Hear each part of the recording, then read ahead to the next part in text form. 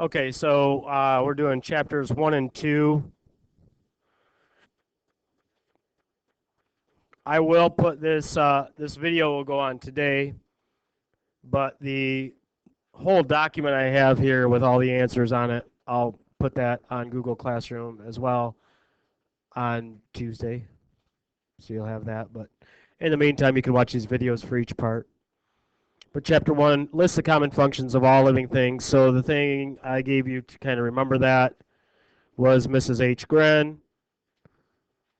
It's an acronym to stand for movement, reproduction, sensitivity, homeostasis, growth, respiration, excretion, and nutrition.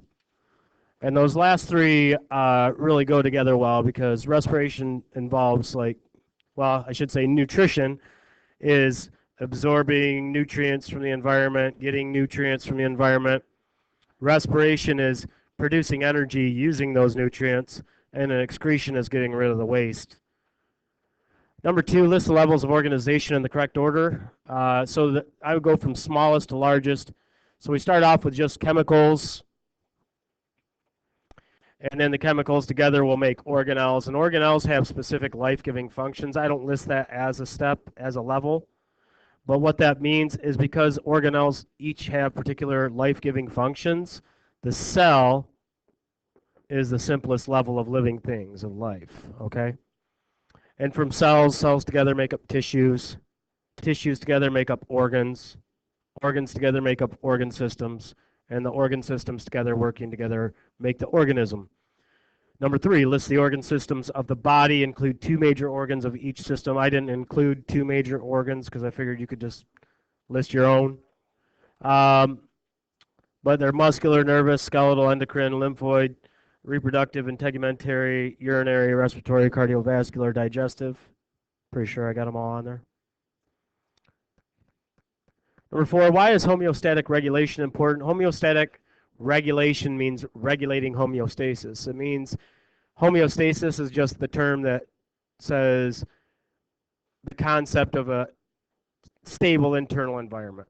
So inside, keeping things stable in normal conditions. The process of actually keeping things in our body, the internal environment, under normal conditions is homeostatic regulation. So what's important? It keeps the internal environment stable. Number 5, negative feedback means that when we have some kind of stimulus that's making our body go outside of normal range, our body acts to counteract that, to bring the conditions back to normal. So something takes us out of whack and we come back. Opposes stimulus. Positive feedback that we had mentioned, that's not on here, but positive means we have some kind of stimulus taking us out of normal range and we push it further away. Comes in handy in certain conditions, but negative feedback is a lot more common in the body. So that's why I only asked about that.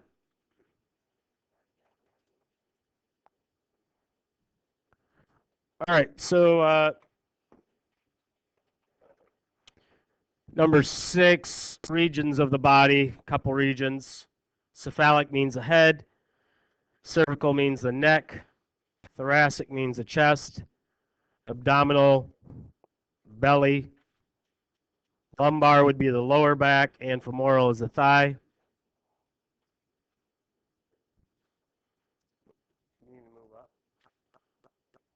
I don't know if I can make it. If I make it larger, I don't know if it'll fit on here.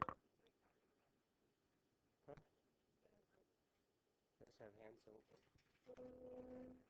All right, so let's go. Where are we at? Directional terms, number 7. Anterior is the front. It kind of can be used simultaneously with ventral, meaning front. Posterior and dorsal both mean back. Superior means above. Oh, I missed a bunch of them. Inferior means below. Medial means towards middle. Lateral means to the side.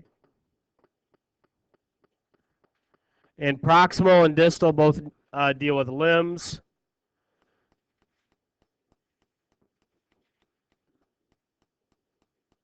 So on the limb, if we look at the point of attachment of the limb, proximal means closer, and distal means farther away from the point of attachment.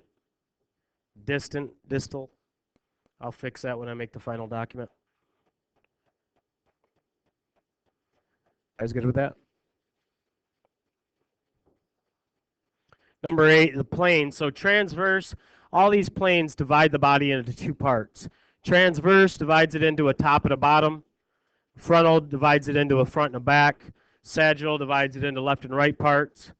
Mid-sagittal wasn't on there, but mid-sagittal is what we say if it's directly down the middle, so equal left and right parts. Number 9, what is the difference between the term anatomy and the term physiology? Anatomy is the form, like the shape of the organs, their location, whereas physiology is the function. How does it actually work? What does it actually do? How does that work? Number 10, identify the subdivisions of the ventral body cavity. So really we have two major cavities within the ventral body cavity. We have the thoracic and we have the abdominopelvic. The abdominopelvic could technically be divided up into abdominal cavity and pelvic cavity.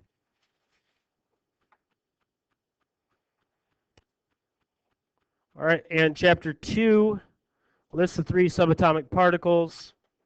Protons are positive, neutrons are neutral, and electrons are negative. And what are isotopes? Atoms of the same element with different masses. Number 13, the top 3 elements in terms of their abundance in the human body. Think of, we're mostly water. Okay, so what does water have in it? It has H2O, 2 H's and 1 O. So the most abundant atom, just by sheer number of atoms, is going to be hydrogen, followed by oxygen. And then human beings, we are an example of a carbon-based organism. Carbon, H, O, and C. 14, element's name and atomic number would be the number of protons. 15, pH of blood is between 7.35 and 7.45, slightly basic. We focus more really on the different biomolecules. Like proteins are made of what subunits? Amino acids.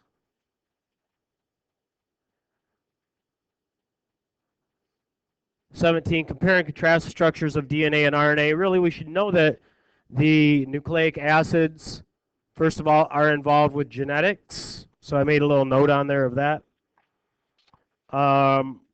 Might want to make a note that nucleic acids are for genetics. That's the group that has genetics. And then we have, really the main difference between DNA and RNA is the sugar that is within them. DNA has deoxyribose, whereas RNA has just ribose. That's why one is DNA and one is RNA.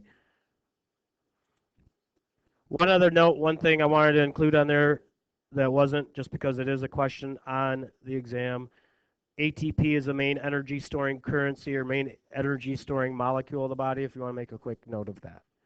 Okay? I would put that note on there. It's a question. I should have put it on the review. All right. And that's chapters 1 and 2.